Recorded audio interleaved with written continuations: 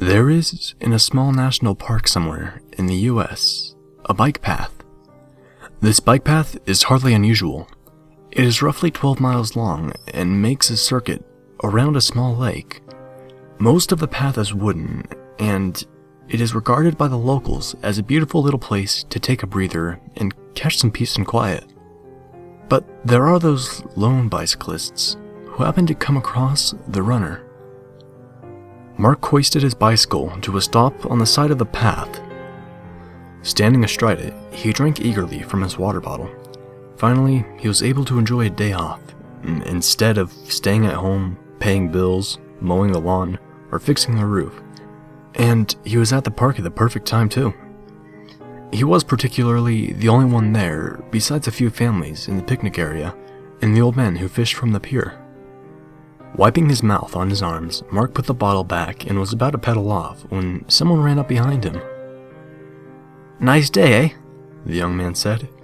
He was tall and thin and wore a hooded gray sweatshirt and black running pants. His face was concealed by a scarf and sunglasses. Since summer had yet to take place in the mild spring, Mark saw nothing unusual about this. "Yeah, it's perfect out." The young man nodded. He swayed when he stood still as if he was anxious to keep moving. "You up for a race?" "A race? That'd be pretty unfair." "Maybe, but so is life, you know." Mark couldn't help but chuckle a little. "Okay, you're on. Where to?"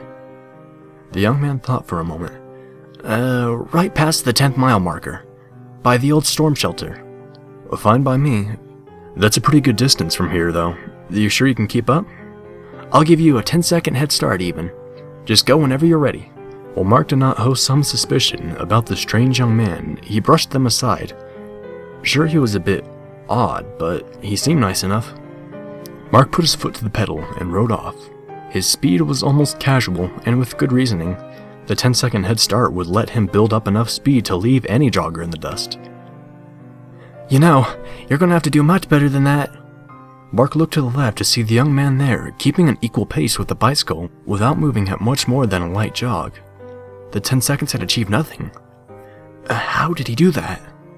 Mark immediately shifted gears and began to put some force behind his pedaling.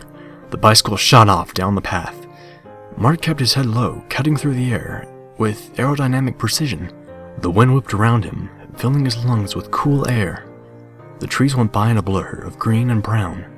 He kept pushing himself further, faster, faster, faster. There was no way the jogger was anywhere close to him.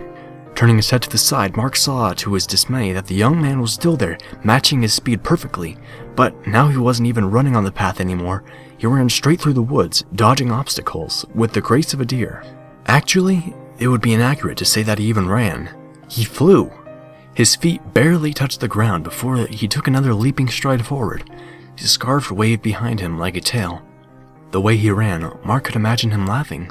Mark's amazement at this was numbed by the overwhelming sensory maelstrom his speed had achieved. There was no noise but the wind in his ears, no taste or smell but the chill air in his mouth and nose, no sight other than a stripe of gray in a sea of green, nothing to touch but the handlebars. Then the shelter appeared up ahead on the side of the path. The finish line. Mark looked off into the woods. There was no sign of the young man.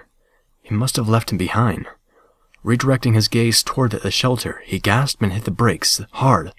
He screeched to a halt in front of the old wooden storm shelter. Twin streaks of rubber burned into the path behind him, and the young man standing in front of him. "Nice effort there," he said, not the least bit winded. Mark, on the other hand, could not reply due to his shortness of breath. "I almost thought you were a lost cause at the beginning, but you pulled through for the finish. Best race I've had in a long while." How did you do that?" Mark panted. "I really don't know what you're talking about, but anyway, here's your prize." "What prize?" "Your consolation prize, of course." The young man almost sounded insulted. "I can't let effort like that go unrewarded. So much better than the others." Mark's vision began to warp. The forest seemed to grow darker, unreal. The young man seemed to loom larger and more mysterious. Shadows and shapes that would not have been able to appear in the forest. Bodies, dozens of them. Bodies impaled on saplings, Bodies with heads smashed by rocks. Bodies torn open by some ungodly force. Bodies hanging by their own entrails from the branches of trees. A row of bloody bicycle helmets were perched on a fence of sharpened sticks. They were there, and they were not shifting between the real, the imagined, and the forgotten. "Here's your prize, a word from the wise," the young man said, in a voice textured the way no man's was. "The one who does not give his all receives nothing but his grave." The runner walked into the shelter and was gone.